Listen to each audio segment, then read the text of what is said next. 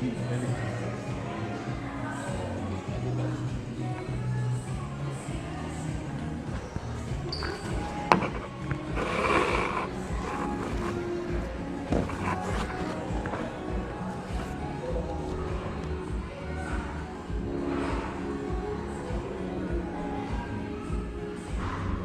we go?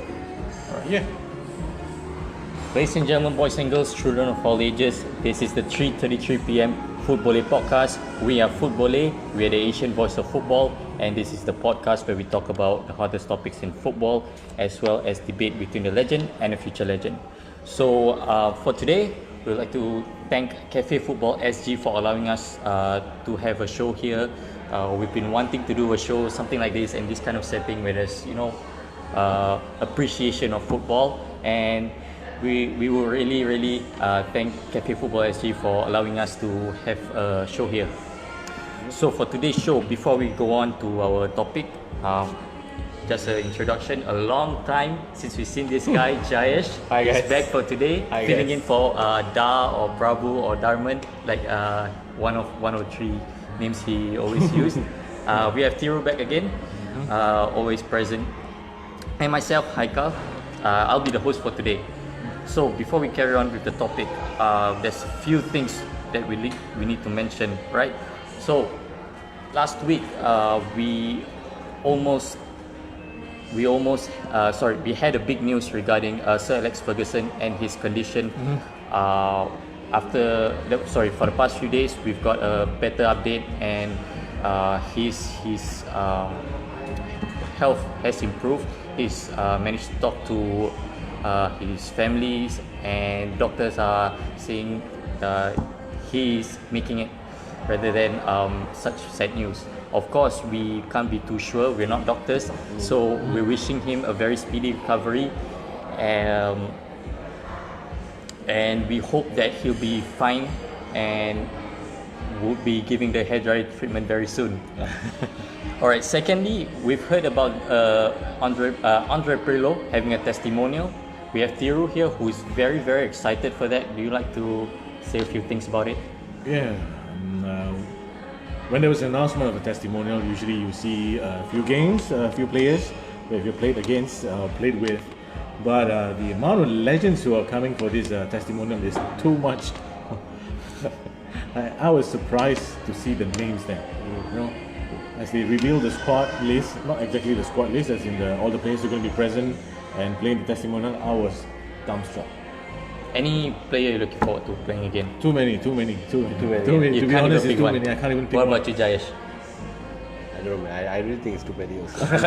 I like all We have never seen such a legendary testimonial before, because we have seen testimonials for players. For example, if you see Man United working as a testimonial against Celtic, And his Celtic current team, team. and his current team, and you have a few of people returning back, like Cantona, Schmeichel, or somebody coming back. This happens with your team itself. But this is ultra legendary. This is just everyone's fantasy. This is everyone's fantasy.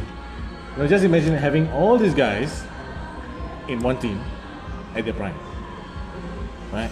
And one player I'm gonna see come back and dazzle me. A lot of people might not like him or might not idolize him. Is Manuel Rui Costa, right? Such underrated player. Yes, very underrated. Interesting thing. So that's one player, because I expected Shevchenko, Inzaghi, Ronaldinho to come, because they're the big names. But Rui Costa is the one I'm looking forward to. I see. Yep. Jayesh, you still say you can't pick, or you can try to pick? I'll go with Rui Costa also. I think Thiru has thought this through very well.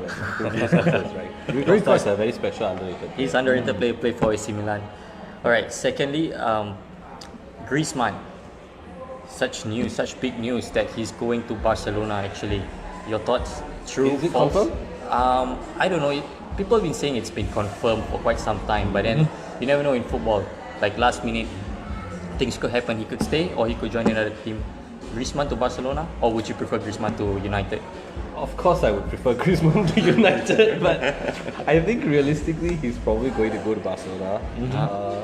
he's one of the few players left which is like really top bracket, but the price is not top bracket. You know, most of the players, you look at Dembele, Coutinho, they're all 140, 160, right? Griezmann is at like 89 million, and he's, for a long time, I feel that he's probably the closest player to Ronaldo and Bale, just outside that top two and just around Neymar's level, I think. And he's actually playing in a much weaker team all the while, carrying the team by himself. I really think he's one of those players who can make the next step up, like how Ronaldo and Bale made that step up to the next thing, right? I think Griezmann is that guy. And there's a big vacuum in Barcelona now. Dembele has had a very poor season, very, very poor season. I think he's only started one game actually. So Dembele is he's a brilliant talent, okay, but it's not quite worked out for him with all the pressure. I think Griezmann would come in and slot in right away, and immediately Barcelona would look you'll have a strong front three again. Go back to their old MSN sort of front three. And I think it's a good buy. So you're not seeing Suarez going out for that? I mean, Griezmann replacing Suarez. I'm seeing Griezmann play on the right actually. I think Griezmann would play on the right, and I think Suarez would play on the left, and Messi would play in the middle. Or maybe the two of them in front with Messi just a little bit behind. Judging by this season formation, that should be the case. Either way, it's very deadly. Barcelona, very deadly. To me, I feel that Griezmann is like a ready-made replacement for Neymar. You need somebody who's left-footed, coming from the left or the right. Either way, you need somebody who's versatile enough to rotate among these threes. From the previous MSN, you know, they used to rotate their positions interchangeable. So I think Griezmann is ready-made for that. While Dembele might not be ready for that. I see. But with Griezmann maybe going out of Atletico Madrid, do you guys know who apparently rumored to be coming in? Yeah, Edison Cavani. No? I've heard rumors of Lacazette actually being moved to It's their old boy, Sergio Aguero. Aguero! That would be a fantastic move, but I don't know, man. He has indicated quite clearly what his plans are, and I feel that Aguero he's not the typical player who will say one thing and then turn around. He's the kind of guy, he says one thing and he really means it. So he did say at the end of this contract he wants to go back to Independiente, I think, and spend his last years there, you know, and bring that club up because they are the club that made him. I don't know, man. I really like him because he's a guy who says stuff like this, and you know, at the same time, he's a very respectable guy, and he really is. He's a super player. He's a super player. He doesn't get the credit he deserves. And when Pep came in, he kind of, you know, he didn't really, wasn't really worship him as all the other managers worshipped him. But I think he's the best striker in the Premier League. He's not given enough credit because he's a quiet guy. He's a quiet guy, but he's really, really a supreme talent. Any team would be very lucky to have him. I think if he goes to Atletico, we can look at them possibly trying to win the league actually. With Diego Costa. Quite a talent. Alright, so lastly, looking at Aguero is probably the one that slipped away from both Real Madrid and Barcelona. Exactly. He's the one that I think they would have really, really wished to have. Alright, so one last thing, which I have to congratulate you for last week. You got it right, spot on. West Brom, Stoke, and Swansea. I got it wrong. Brilliantly called. Who did you call? Huddersfield. But the other two is the same. But brilliantly called. Alright, so let's get on to this week's topic, alright? So for you guys that just joined us, we are at Cafe Football SG. We'd like to thank them so much for allowing us to have a show here. So if you guys love football, you should come to this place. It's just the feeling of football right here. So for today's topic, we'll be talking about the overachievers and underachievers in this season in the Premier League, the La Liga, the Bundesliga, as well as the Serie A. So without further ado, we've got Thiru preparing everything right here. So Thiru, tell us who's overachieved, who underachieved. Okay, can we go to the players first? Let's focus on the EPL. Yeah, sure. Okay, we'll look at 3 players who have underachieved. Right? You're looking at Chelsea, Morata, Mahrez, and Rooney. Okay. Okay. You have anyone else in mind? I put it Alexis Sanchez and Bakayoko. Okay. Okay. What about you? What about you? Honestly, for me, I'm going to put in Pogba. Pogba. Okay. I mean, he's been good, but He doesn't live up to not what we expect him Yeah. to be as the main linchpin of the team. didn't live up to expectations. Okay, for me, Mahrez, because from whatever happened last season, not last season, the season before, with Leicester winning the league, and Leicester going through another season when Chelsea won the league, and now this season he's been totally MIA, missing in action, and he really did go missing in action for a short period, and he came back. So I'm not sure what the transfer market holds for him, and whether anybody will be able to bring him into the team, right? Arsenal might want him, but with a change of manager, there might be different plans. Because Wenger was going after him, as well as Jamie Vardy. Right? I think Leicester, Mahrez has been the most underachieving player or underperforming player in Leicester City or in EPL compared to what we expected from them. Not in the sense that they are underachieving in terms of sets or anything, just by what is expected and what is not fun. Yep. I think that's the same case with Pogba, right? Yeah, exactly. Not living up to For Mahrez, expectations. actually, I love Mahrez. Like really, I love him so much. I love watching him play because he's one of those players that will make something happen out of nothing. Really out of nothing. You just like Zaha, Wilfred Zaha is another guy, right? Even though they play for not so big teams, right? This one guy alone, I will watch the team just for this one guy because he can shine. In these games between tight middle table teams, right? You will see Zaha really shine and pull the team by himself. And I think Mahrez is capable of that, and he has shown that when he won the league. And he has shown glimpses of it over the last 2 years. But I think we have to be fair to Mahrez as well. In the very first season, right after they won the league, he could have left. He had many offers to leave. He could have left right then. He chose to stay to go through the Champions League campaign with Leicester. And from there, I think the relationship went a bit downhill. He wanted to leave right after the first time, and they didn't let him leave. Yep. And they made him play this season, and then his head was already turned, and then City came in again one more time, and still they didn't let him leave. I think it's not been very fair to him as well, because he signed a new contract on the promise that he would be allowed to leave if a big club came. He could have actually left a long time ago. True. And I think this is the main reason why we don't see the best of him. Because his heart is not really in it.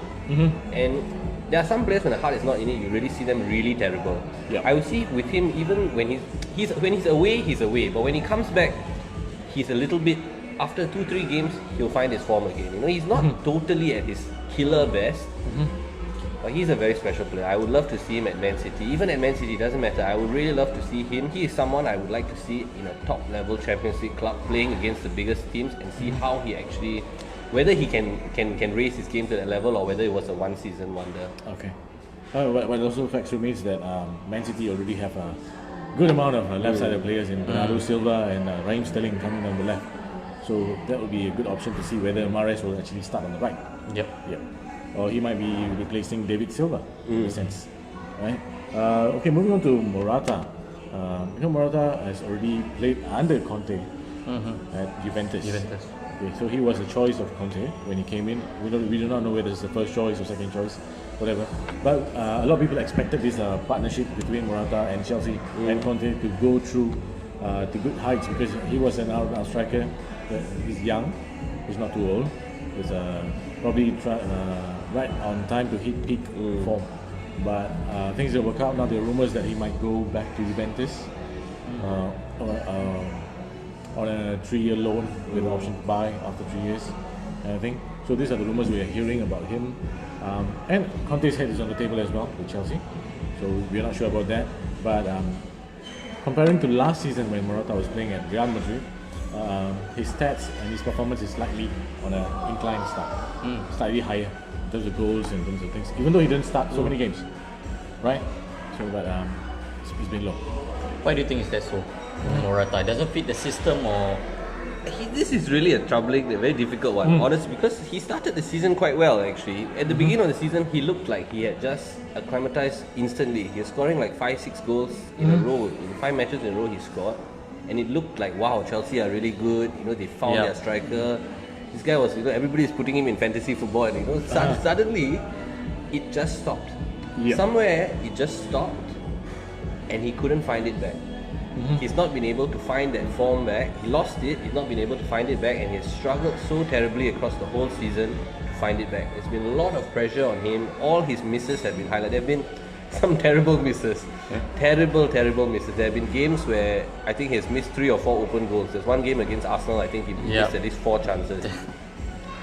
And all this has weighed heavily on him. This is his first season as the number 1 striker. He has always been billed as the number 1, but he's the understudy to the number 1. You know, he's not actually had his chance to be the main guy. And I'm sad for him. You know, he seemed like a very nice guy and a very hardworking guy and a team player. Most important, he's a very strong team player who plays for the team. That's why I like him. I would have liked to see him continue on his form. I think with a new manager it's possible. He may have lost this manager because this manager is a bit fierce and Godfather stuff. No, at the same time, because you know, when players come in from a different league, a different culture, Morata has been to Italy and Spain, only 2 countries that he's played in. So we're looking at the toughest league in Europe in terms of physicality, in terms of pace. This is the EPL. So maybe it takes 1 season for most of the players to get adjusted. Not everyone gets in so easily. So probably this is the season he gets adjusted. But with the X hanging on Conte's head, I think it might be a different story after the World Cup, maybe. I think he's a victim of his own success. If he had not scored all those goals so early on, people maybe would have managed their expectations, slowly bid him in or slowly let him, you know, but he's an expensive striker also. He came for 50, 60 million, right? 58 million, I think. Was it 70 even? Around quite a lot. It's He came for a money. lot. So I guess there's a lot of expectation on him as well. True. But you can't blame a striker if you see the opportunity. You should score. It's a tough life. When you're scoring, everyone loves you. When you're not scoring, you're the world's worst player. Because it also coincides with Juventus' dominance in the Serie A. And you know, most of the other teams are not being able to match until recently Napoli came about. And also because he's been used as an impact player with Real Madrid. So I think that also matters, because is he able to be the number 1 striker, or is he meant to be an impact substitute? Like the kinds of super sub, like Socia or Chicharito. So we have to find out. We will find out. Alright. So next player would be for you, Wayne Rooney. Wayne Rooney, because everyone wished him well when he left United. You know. Was it hard to see him leave? To me, it was not hard. Not hard. It wasn't hard for you. I mean, it's sad to see him go because he's a special guy, but he was playing quite badly. Yeah. But you know, like Ferguson has said before, players age differently. Okay. And the body physique also ages differently. Okay. Look at Ronaldo. Ronaldo is actually a year older than Rooney. Right? That's something I didn't think about. So you see this guy, his physique, the maintenance of his physique, the number of games he plays per season is there. Whereas Rooney is built like a boxer. That's what Ferguson said. He's built like a boxer. So he tends to lose it faster. So that's why we see some players, you know, like Teddy Sheringham, going on until he's 40. Not because there's a physics, it's also about playing style. Right? But Rooney and Ronaldo, they're both dynamic players. But Rooney has probably lost his physique, or the age, as you call it. So when he moved to Everton, we wished him well, but unfortunately, Everton has not been what we expected at the start of the season. They bought a lot of players. They spent Rooney a lot was of the money. marquee player, but He was the marquee player brought in, but nothing worked out. I would think he's still he's not had a great season. He's still the top scorer for Everton though. So that's the thing, you see. In a poor Everton team, he's still able to deliver results and goals. Yes. He's played in multiple positions, in attack, on the right, True. in midfield. Yep. I would have actually liked him to stay at United as a sub. That means he comes on in special games, in special moments, but that's not fair to him. He's too good a player to be sitting on the bench. And that's why I think he went to Everton to play regularly actually, and still in the Premier League. And to be perfectly honest, I really think he can play another 2 years. If the team plays around him, they have some pace. So the main problem with Everton this year is that the team had no pace. And had Wayne Rooney as the main guy. The whole team lacked pace and tried to rely on all these number 10s who are lacking pace. So I don't think he's had a fair shout this year as well. And even in a poor season, I think many people honestly expected him to do worse. Really, I love him, and I thought he would do worse. I thought he would go there, he would not score, he would not play, and then he would just be phased out. he ended up being a talisman still, and he scored in front of the Goodison Park faithful. And I see the passion in him. You know, this is his dream to actually come back and do it. I would love to see him do it one more season in a 5th, 6th, 7th place sort of Everton team, which will actually have competitive matches. But sadly, we're not going to see that. He's definitely leaving. He's definitely. We already have a in principle contract DC United. with DC United. So MLS is where we will see Rooney. I'll watch MLS for him for Sata, definitely. Alright, so we switch gears to players that overachieve. Hero. I'm going to go agree with the list that you have. The list With, that I have. Salah, Brian, and Sterling. What about you? I wouldn't call them overachievers, really. I definitely not De Bruyne, and I don't think Sterling overachieved. Salah perhaps can be considered an overachiever because I don't think anybody expected him to reach such heights. You know, I think Salah is an overachiever, but Anyone to add? Anyone to add? Yeah. I'll add James Tarkowski. Actually, I think he's been one of the there's best one player that I'd defenders. like to add in He's as a well. really, really good defender. A lot of people have been looking at him now. He was the reserve, and they just brought him into the team this year after they sold their centre back. Michael Keane. After they sold Michael Keane, they brought him in, and he's been better than Michael Keane. I think he's been really this season. Yeah, I mean, it's only one season, Yeah. but the step up season when you go from reserve to first team player is always, I think, a very, very crucial season. And for a young player to do that, it's either you don't do it and then you go backwards and then you drop down, you know, or you do it and then you keep going on and on and on. But his was just seamless. Similar, I think, quite similar to Harry Maguire at Leicester. yeah. So, you know, they just come in from nowhere in a relatively small team, but they have so much stability that the team started. You can tell that because this guy came in, and now the defense is quite stable. The defense is quite solid. True. Especially with Leicester missing Robert Hood for the entire season, probably. And we have reports that Robert Hood might retire at the end of the season. Oh. So things are looking good for Harry Maguire. Right. For me, Salah, because from what he achieved at Roma last season to what he's been doing now, is totally times 2, times 3. It's above anyone's expectation. Yeah. What I mentioned about De Bruyne was that he was able to inspire this team from midfield, Man City, to the league. Yep. And his early season performance was were breathtaking. Yes. Not spectacular, but that moment we were like, that's good. Ooh, that was fantastic. That's what we heard about De Bruyne. And Sterling, because he was someone who was known to flip at the last moment, the final balls, the final crosses. That's why he wanted. I think Pep Guardiola has changed him. Definitely. So I think he's better with his final balls. He knows when to pass. He knows when to make the decisions right. So that's something that Pep has got into him. It's a big transformation for Sterling. Yeah. Alright. You have anything? I think Sterling has played well, but De Bruyne, I wouldn't call him an overachiever because I think he's really too good. Like, you expect him to be the star already. You see, like, it's his own success. Last year he was so good and he didn't win. I just expect him to. I mean, he's someone that I won't think of as, he's not. He's going to have a bad game. He's someone that I actually see in the Lampard sort of mold. Somebody that, or Gerrard, like, you just know that this is the guy already. Yeah. He's going to get better year after year after year after year. Maybe a 5% doubt that maybe he might, but generally you're so certain that this guy will just keep pushing forward. He's so good.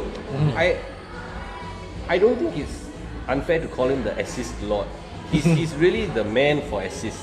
Okay. Every for left leg, right leg, early ball, fast ball. I mean, when he first came from Wolfsburg, right, he was already the assist king in Germany. He had so many assists. Yes. And you just love players like that. It's like, I mean, scoring goals is nice, but some people just like to create. You just like to create, and the feeling of opening, unlocking, and stuff. He's he's a beautiful player. Yeah. I agree with you. He's a fantastic player, but I wouldn't say overachieve lah, because I set a very high bar for him that he'll keep getting better and better. Why I put him in my overachievers list is because I really expected Guardiola to go out and buy somebody to partner him in midfield, but that was not done. So they used the same cast for midfield. So that's what I'm saying is an overachiever, because he reached a new level. Yes. That's what I meant in a sense. And coincidentally, Salah and De Bruyne was sold by Jose Mourinho. Yes. I think there's a trend in Some piece of football heritage right there. whoever he sells tends to come back and bite him. Really, I don't think there are very many players that he has sold that turn out to be quite lousy. You know, most of the people that he sells actually turn out to be quite good. Yeah. So you want to move on? Yeah, let's go on to the Bundesliga. All right, the Bundesliga. We've got.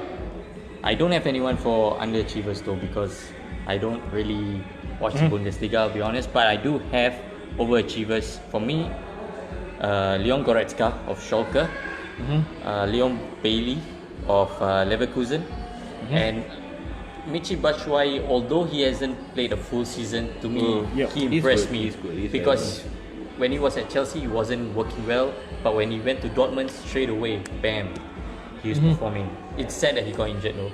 He's the guy that walks the talk. You know, he'll talk a lot on Facebook. I'm there, call me, Batman's to save the day, and he really does it. You know, so I like him. He's a very real guy. I wouldn't mind having him at United, to be honest. Yeah. To be honest. So do you have anyone you want to add? Underachiever? Overachievers first Overachiever. for Bundesliga. Overachiever. Let's see. I guess Bayern, the team, are all kind of performing. on a level. You can't put Bayern anyone. is out of the league. Out of the league. Yeah, it's a different league.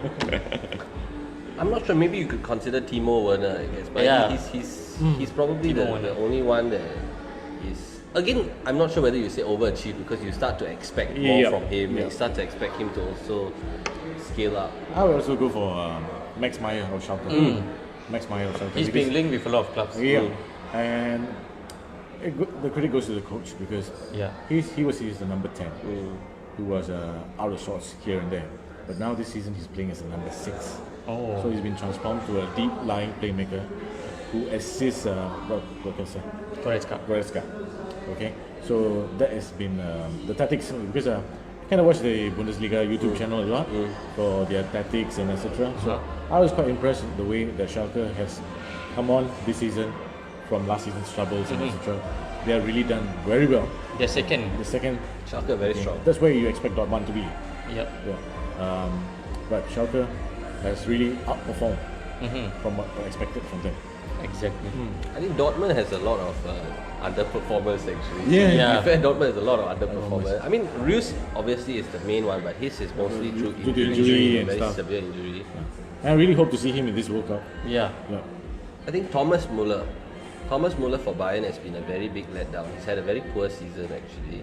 He wasn't really playing until they changed the manager. Yeah. But then again, if you talk about expectations, I don't think he's lived up this He's season. somebody that you would expect to be a top tier player. Yeah. He's a 120, 140 million player easily. So he's had a very funny season because actually when you look at Thomas Muller, you can't really tell what's so special about him. He's the kind of guy that seems to be able to do a little bit of everything, but nothing particularly He's outstanding. the jack of all trades, master of none. But he's the jack of all trades who applies himself well. Somehow or other, he's always in the right place, At the right the time. right time, the right pass. You know, he just has very good decision making. It all clicks. And I feel that it's just not clicking right now for him. Yeah. He's been a bit unlucky, a bit stop-start season. You know. He's a very good player. I would like to see a better season from him next year. Also coincides with the reasoning with quarantine, Tolisso coming in and James Rodriguez coming in. So there's a bit of a change in the style of play for Bayern. They're going down a bit more down the middle compared to just on the wings previously. Because Muller was the guy who drifted out to the wings on the right hand side. So I think that plays a part in this, and we don't know what next season holds for Bayern with a new coach coming in. New tactics might be applied, and he happens to see whether he will be there, right?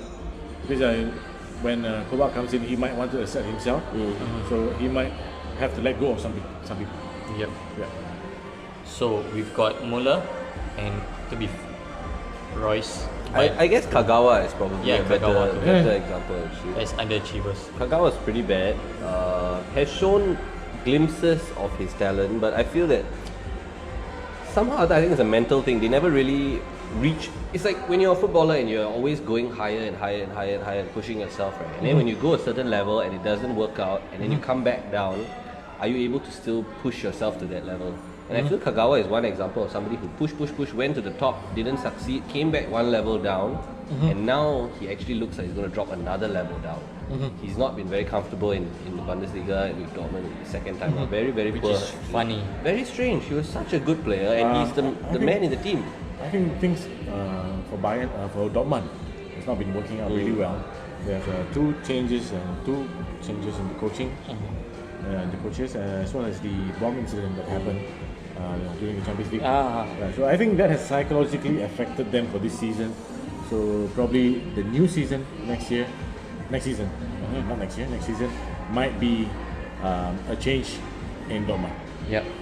We hope to see new faces, a new supporting cast for Christian Pulisic. Yep. If they get hold of him, this is If they keep him, right? They need a revamp. Yeah. I think Dortmund actually, the problem with them is that they are long term, too long term. Plus the tactics of Abu Moyang. Yeah. It's a big loss. Yeah. You see, they've got a lot of players that are all in the 17, 16, 18 bracket. Yeah. A lot. Like basically the next generation of superstars, they have collected a whole bunch of them. Jordan Sancho. Jadon Sancho, Chris Isaac, all these really, really good guys. But these guys will take time. Yeah. They will take time to really reach their potential. So basically Dortmund is trying to follow the Monaco style of business really. Buy superstars, superstar potential when they're young and develop them into the superstars like Mbappe and stuff. And also because Dembele left Yes. just before the season started. Yep. They have not really replaced well. I think it's been very... They had a plan in mind. And then suddenly this Dembele thing happened and then Aubameyang left and they have not recovered. They have not recovered so well. Exactly. That's what you're looking at. So, any overachievers in terms of team? In terms of team, you want to go for the EPL first or? We skip the EPL. Let's skip the EPL. So we go back to the EPL. In terms of the teams, I have Burnley for overachievers. Of course. Yeah. Okay, do you have any other options or No, anything to discuss? they're where They are meant to be because they have a very good system, rigid tactics that they have, and I probably expected them to finish mid-table or having a scrappy season where they will actually finish maybe just above the relegation zone. But they have proven us wrong.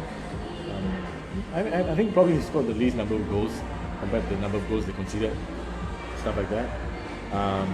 So we're looking at Burnley as an overachiever, and for underachievers, I'm going to go with Everton. Yep. They spend a lot of money buying too many number 10s, but the position is not reflecting of that. Koeman was sacked, and Allardyce was brought in. They're still finding ropes. We're not sure how things work for next season, whether Allardyce will be there or not. Because we heard rumors that Arsene Wenger has been approached. Right? Good luck. So Sigurdsson has not been the player he was at Swansea. Happens. So I think that Everton, for the amount of spending they've done, for the amount they expected to be where they are, it's not right.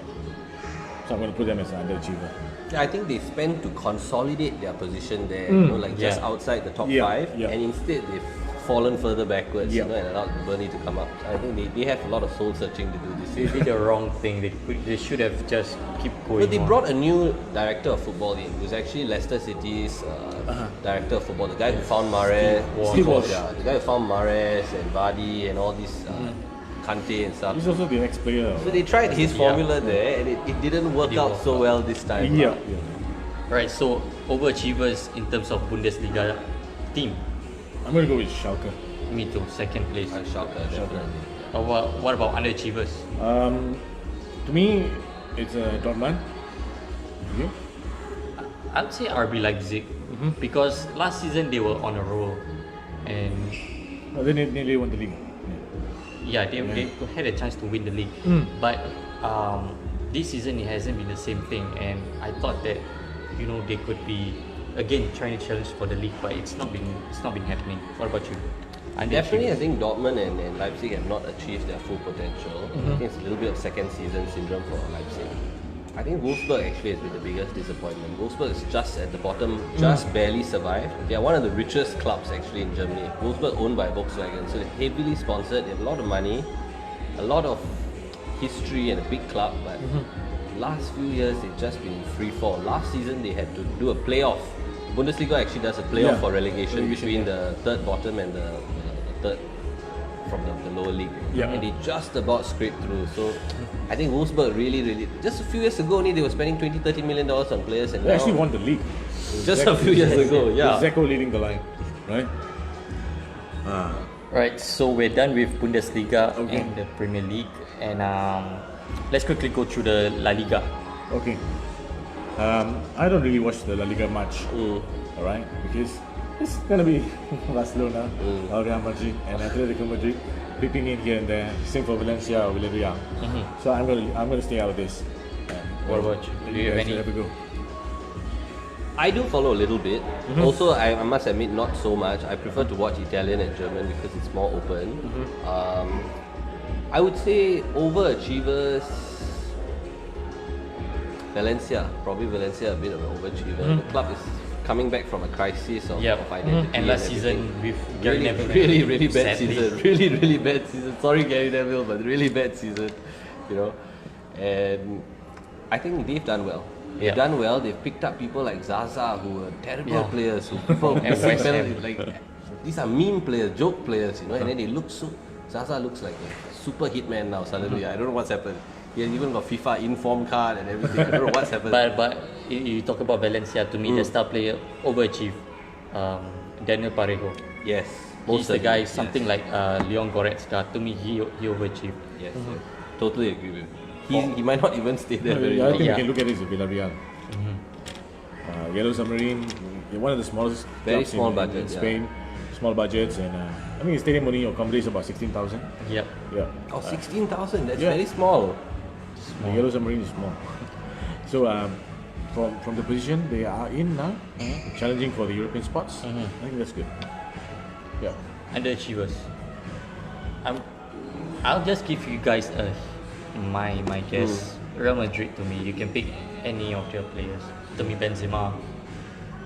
Definitely, I think Real Madrid seem to have underachieved in the league. You know, they don't have that consistency despite having such a big squad. Maybe they've not been able to raise their levels, you know, been a bit complacent in the league. Hard to really call for underachievers in the Spanish league. You know, because I think a lot of them are punching above their weight. They have very little money, and a lot of them are actually doing quite well. It's hard to pick those clubs because they usually press on. They're doing quite well, I would say. Given their limited budget and what they do, you know, I think they're doing quite well. Alright, so next we got the Serie A. Any overachievers, underachievers? Serie A, I'm going to go with Napoli for overachievers, and AC Milan, unfortunately, for underachievers. Even though Gattuso came Even in. though Gattuso came in, because if we have to look at the amount of money spent, as a team, they brought in a lot of players, but a lot of them have not performed well. Right? So that's the thing. And Gattuso had to come in somewhere close to like the end of the season to punch the weight above. He's inspired them with his ever famous tenacity that he brings in. But you see, they lost the Italian Cup 4-0 to Juventus, of course. So I think that, you know, the team is still not there.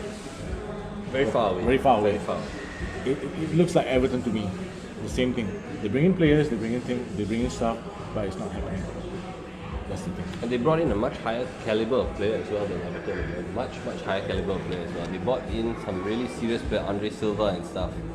Hakan Calhanoglu Yeah. and Chiellini. No, Bonucci. I always mix the two up. You know, they're so similar. Bonucci. These are all really top level players that we're bringing here. You know? Yep. Exactly. And what about you, man? You know what, I agree with AC Milan. They should, with the players that they bought, they should be doing better, but it doesn't seem to be the case. Okay. So, if you guys got any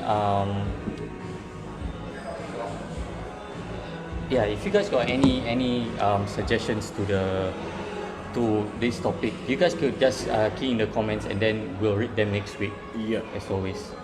Right.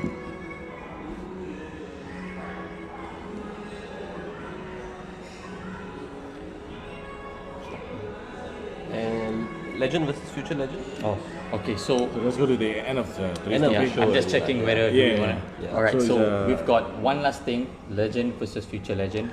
It's Abedi Pele versus Dimitri Payet. Quickly, guys. Okay, so we look at stats right now. Okay, Pele has about 112 apps from Marseille, and he's part of the European Cup winning team in 1993. Payet hasn't won much anything. His first piece of silverware will be the Europa League if Marseille wins it. Yep. Alright, but he is more of a playmaker that we see.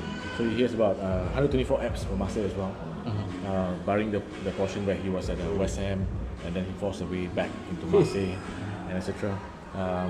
When it comes to playing style, we are looking at a forward, a left forward, and attacking midfielder at Payet.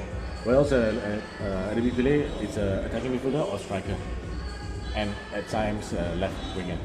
Yeah, he's an out and out winger. So, but Pele contributes more defensively compared to Payet. Payet is someone who does not come back to defend.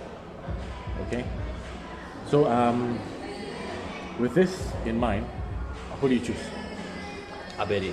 No. Abedi.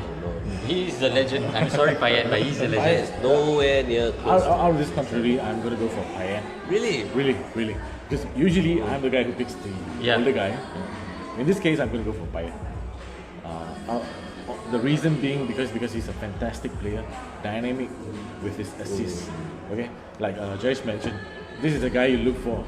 In terms of assists, the assists are so beautiful compared to That's true. Abedi Pele. And right now things are tougher. Yeah, it's tougher compared to previously. When you look at Abedi Pele, he played at a time where football is different from today.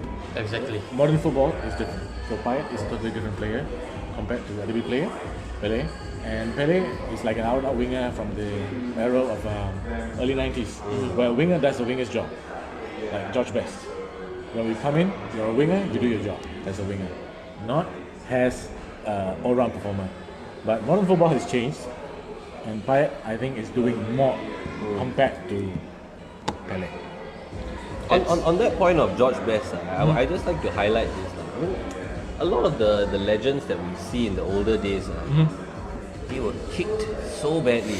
Football was a very different game. It was allowed for some serious. I think a lot of the fans won't believe this, but football used to be a real blood sport. Very brutal. If not for the rules that came in, I think, or if it came in earlier, I think we would have seen the best of Marco and Beston. They kind of killed the game a little bit with all these rules. Yes. You know, I mean, if you look back, you'll see all these two-footed tackles and people lunging in, and that is the norm. Yeah, this is what I'm talking now about. it's an instant red card. Yeah, you know? back then it wasn't. It might be a foul. It might be a foul. Might be a foul. That's the thing. That's the keyword. Might. You So know, you you could see a get guy away. jump in, and then the guy will be looks like his leg is broken, and the guy just get out and walk off, and nobody complains. No one will rush. No one complains. The whole culture of how they took hits in those days is very different. Very different.